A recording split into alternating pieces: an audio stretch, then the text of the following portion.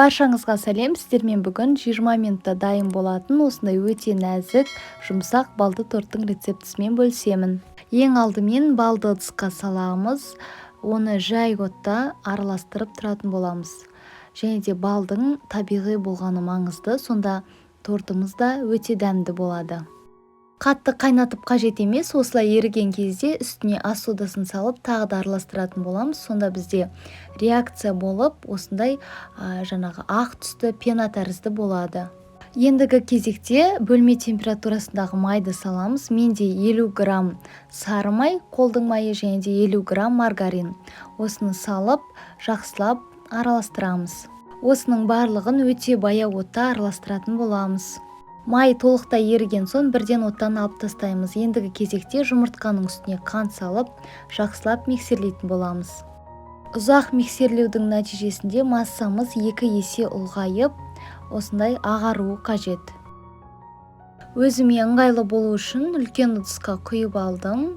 Енді бағанағы суға массамызды құя отырып, миксерлейтін боламыз. Массаның барлығын бірден құймаймыз, 3 бөлікке бөліп құйсаңыздар болады. Сонда барлығы жақсы араласатын болады.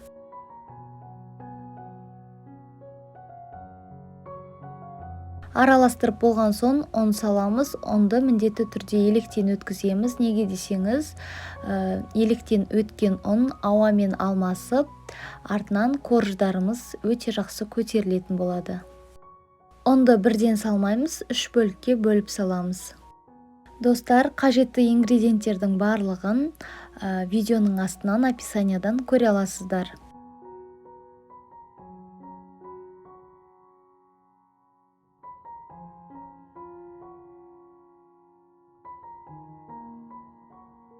Біздің массамыз тым сұйық та емес, тым қою да емес, осындай болып шығады.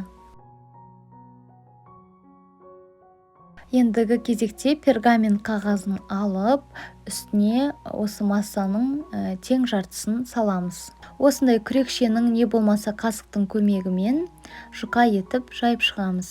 Бұны противенге салып, қызып тұрған пеште 180 градуста 5-6 минут көлемінде ұстайтын боламыз. Әркімнің пеші әртүрлі, сондықтан беті қызарған кезде бірден алып шықсаңыздар болады. Міне осылайша қызарып пісуі керек, менде дәл осындай 2 корж шықты.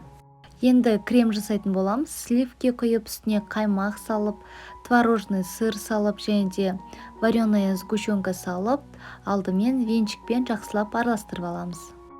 Достар, каналға тіркеліп, лайк басып, қолдау білдіруді ұмытпаңыздар. Енді миксермен жақсылап араластырамыз.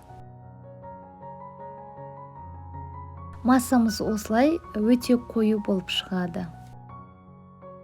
Піскен корждарымыздың шет жақтарын, артық жерлерін барлығын кесіп алып тастаймыз, артынан ол бізге қажет болады. Осы корждардың ортасынан тағы да бір рет бөлеміз, сонда бізде барлығы 4 корж шығады. Енді сол корждарымызды жинаймыз. Әрбір корждардың үстіне 3-4 ас қасықтай салып жағып шығамыз. Мен бұл тортты өзімізге жететіндей қылдырып қана аз мөлшерде жасадым. Егер де сіздер үлкен торт жасағыларыңыз келсе, онда осы берілген ингредиенттердің барлығын 2-ге көбейтіп жасасаңыздар болады.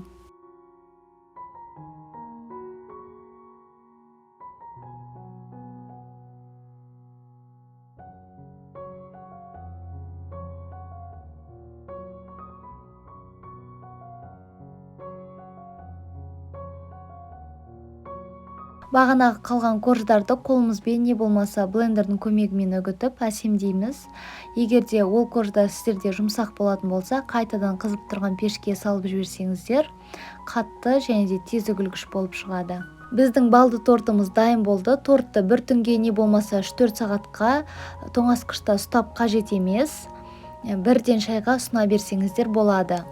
Тортымыз осындай өте жұмсақ болып піседі. Астарыңыз дәмді болсын.